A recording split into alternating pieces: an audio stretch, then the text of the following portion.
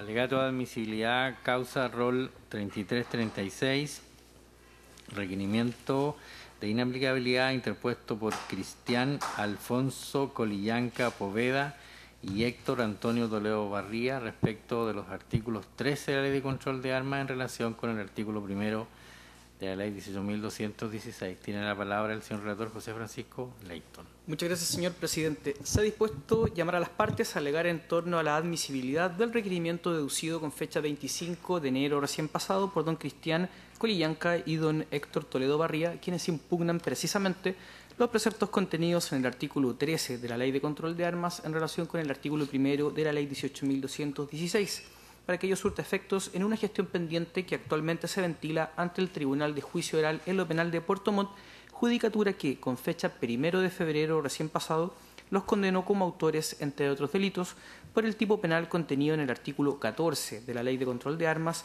quedando suspendida la comunicación de la sentencia en atención a la decisión de esta segunda sala que, al acoger a trámite el requerimiento de estos autos, dispuso la suspensión parcial del procedimiento a dichos efectos.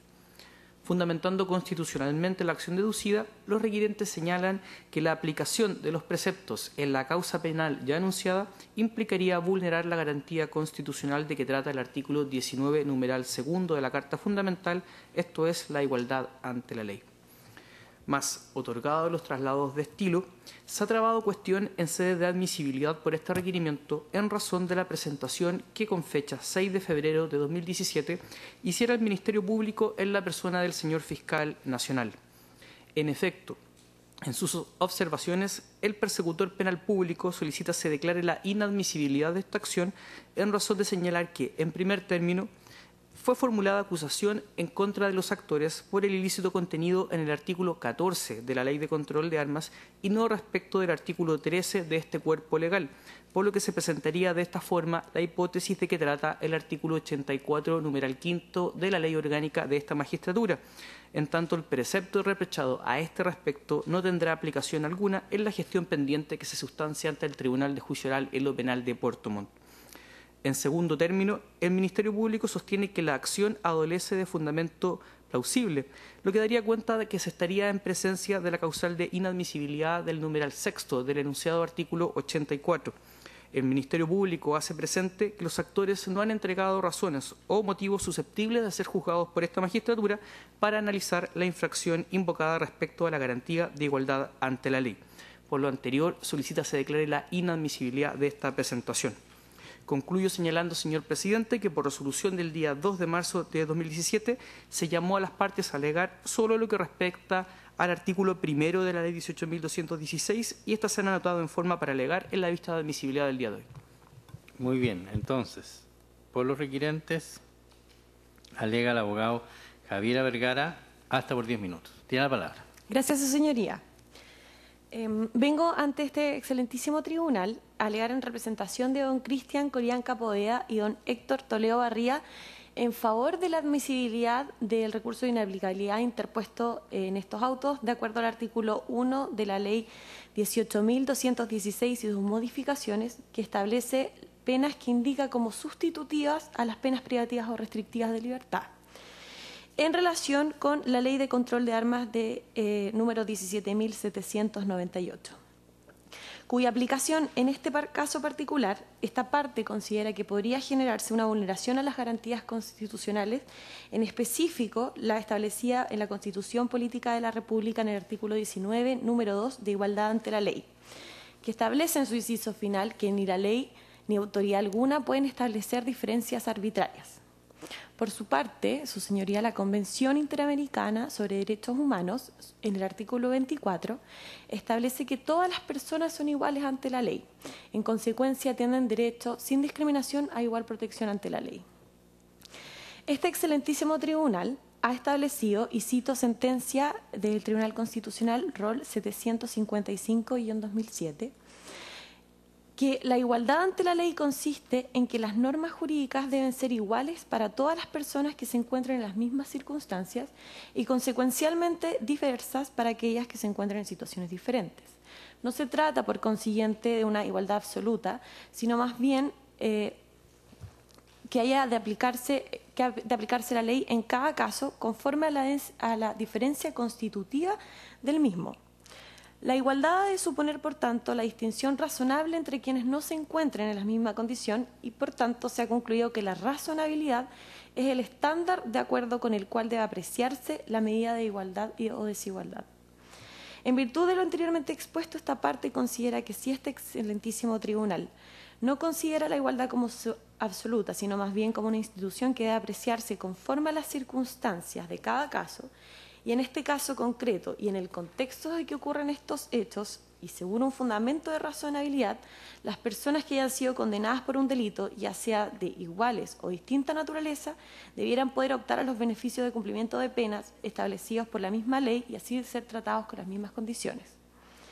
Con respecto de la falta de fundamento plausible como requisito de admisibilidad que ha cuestionado nuestro legítimo contradictor, esta parte considera que corresponde a este excelentísimo tribunal decidir y conocer sobre cualquier riesgo de vulneración de alguna garantía constitucional, sobre todo si es de tal importancia como la igualdad ante la ley.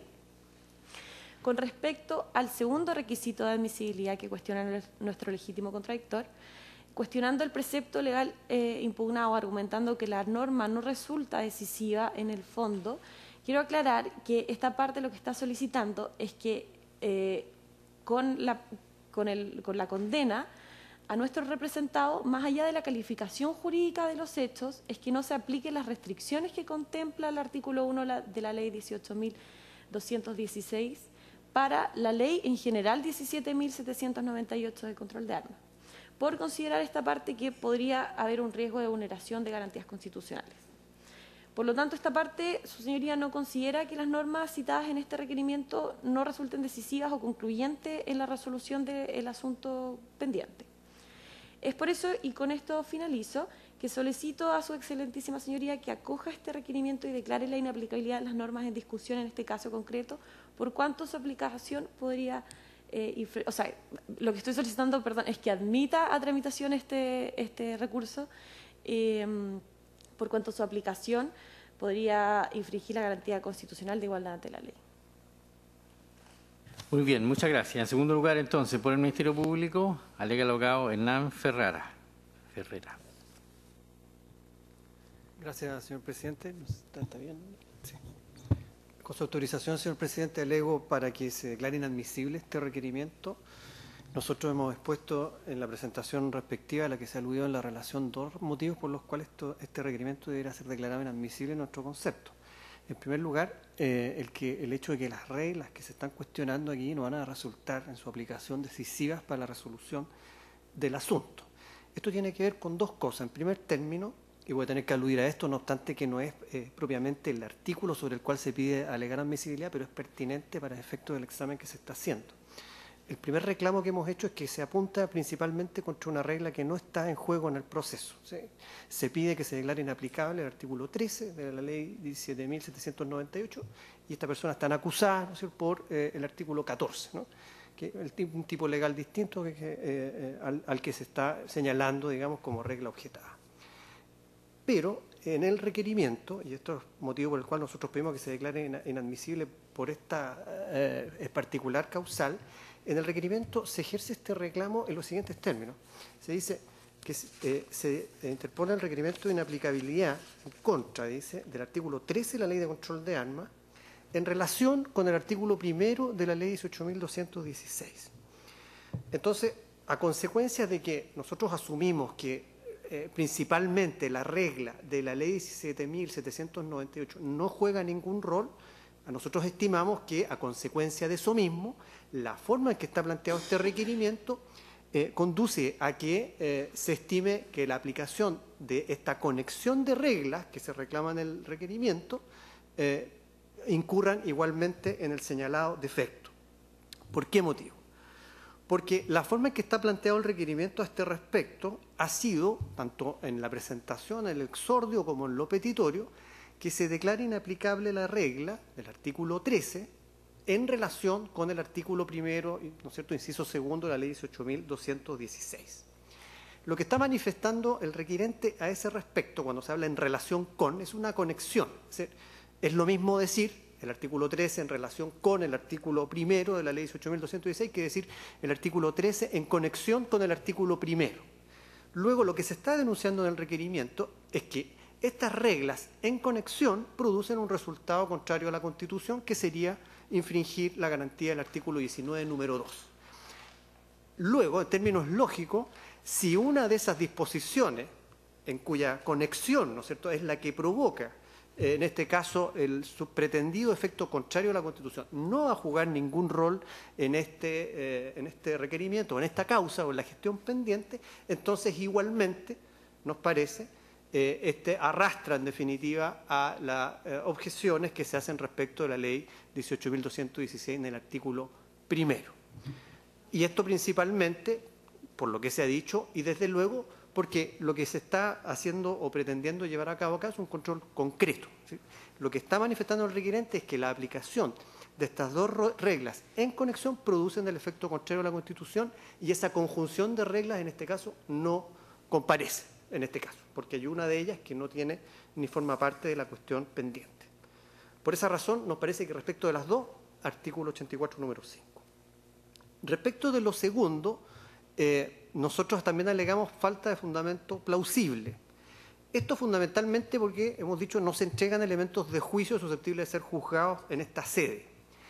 En el requerimiento, excelentísimo tribunal, en las afojas 2, está la única argumentación que se plantea respecto de la regla del artículo primero de la ley 18.216. Y básicamente allí se dice que no hay fundamento legal alguno para que personas que cometan este delito, se refiere al delito de la ley de control de armas, no puedan acceder a beneficios que le corresponden a otras personas condenadas por otros delitos que menciona allí.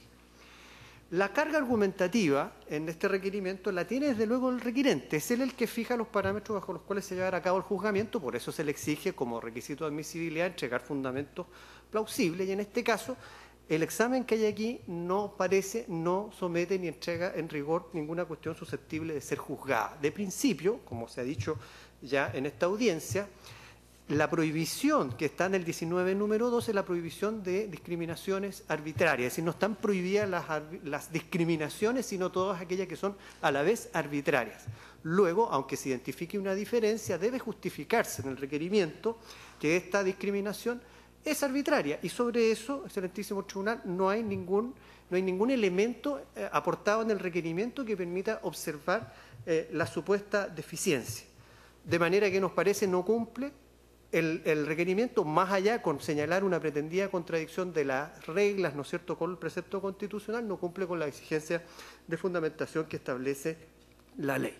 Y todavía más, en las afojas 2, ¿no es cierto?, donde está mencionado esta única parte en la que nosotros encontramos alguna argumentación vinculada con aquello que se está haciendo referencia, se hace una alusión que además es errónea, porque se dice que no parece, o no existiría fundamento legal para que las personas condenadas por ley de control de armas no accedan a los beneficios que corresponden a todos y cada una de las personas condenadas por otro tipo de delitos, como homicidio, robo con homicidio, etcétera, en lo cual se atenta contra la vida de las personas sin utilizar armas. Bueno, por el contrario de lo que allí se expresa, sabemos que tanto el homicidio como el robo con homicidio son delitos que, al igual que los del artículo 13 o 14 de la ley de control de armas, no admiten la sustitución de penas de conformidad a la ley 18.216.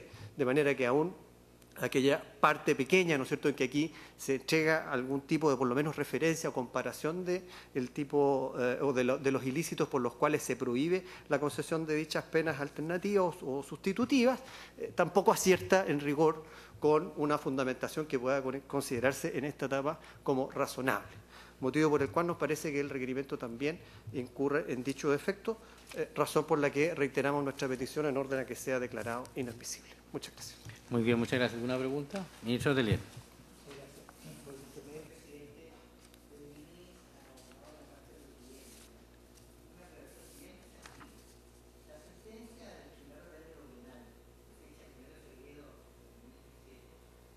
Representados por 3 delitos, uno de los cuales es el porte de arma de fuego prohibida, previsto y sancionado en el artículo 14 de la ley 17.798.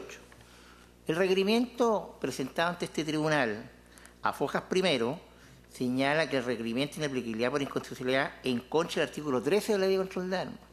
Después, a foja 5, señala preceptos legales cuya inaplicabilidad se solicita, se realizará mediante la cual, y dice que es el artículo 13 de la Ley 17.798. Y enseguida, a foja 7, cuando se establecen las peticiones concretas, allí nuevamente se reitera que es el artículo primero en relación con el artículo 13 de la Ley de Control de Armas. Ese libelo. Su señoría, la verdad, honestamente, un error de redacción de esta parte. No tengo nada que excusar.